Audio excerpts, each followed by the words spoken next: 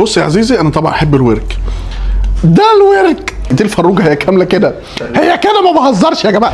اكتشفنا ان الفروجه حاجه والفرخه حاجه، فقررنا نعمل مقارنه احسن فروجه. جبنا 3 اماكن بتعمل فروجه مش فرخه، وهتعرف الفرق دلوقتي. ايه من سنه 58 اندريا، ده بقى حقيقي بتاع زمان، عليها 500 جنيه مع واحد رز.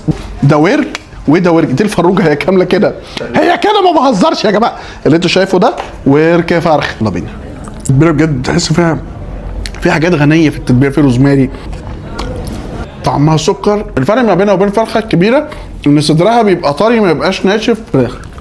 خش على اللي بعده بسرعه. وتاني واحد فروجه ابو العبد 465. هو اسمه فروجه فانا افتكرت لا ده فرخه عاديه كده، كان هو مسميها فروجه على اسم البراند وخلاص. ان هو في السعوديه. ابتدي بالورك الاول كده، حته كمان، انزل في التوميه.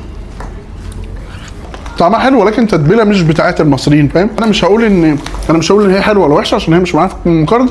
خش على اللي بعده. ايه تالت واحد هو تكه، وهي 200 تعتبر 90 جنيه بالتوصيل بالهيصه بشقلباظاتك، ومعاها رز. انت بتاخد رز او سوتيه.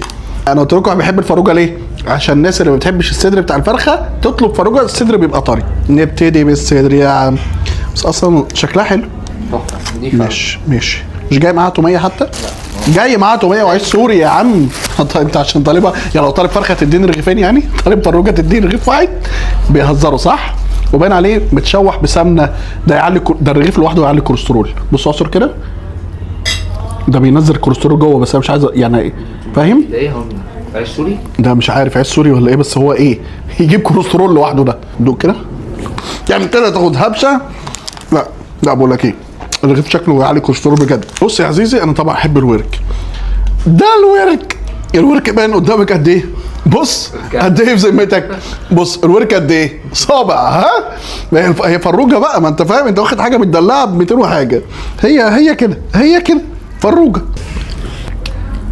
حلوه، ولكن الرز في سنه عدة كده مش عجباني. العيش ده اللي يعلي الكوليسترول، وهاني فود اصلا كوليستروله فين يا عزيزي؟ هاني فود كوليسترول في السما لوحده. تكه 290، اندريا 500 جنيه. بس الصراحه اندريا ايه، بيفكرني بالفرخه بتاعت ستي، الفروجه بتاعت زمان يا هلا، بتاعت ست وستك وهي نازله من على السطح سعيالك فروجايه صغيره. تقول انت جيت على فجاه، خد الفروجايه الصغيره دي مش خساره فيك، رغم ان هي ب 500 جنيه. بس اندريا عاملها سكر يا هلا، الطعم بتاع زمان. 10 من 10 اندريا. صراحه انا حبيت اندريا، هدفع 500 جنيه واكل فروجه وخلاص، امر الله. سلام ايه، انا جبت 3 فروجات يا ولا. اعمل لي لايك وفولو الفيديو ده. انت هتضيعوا المحتوى ولا ايه؟ سلام.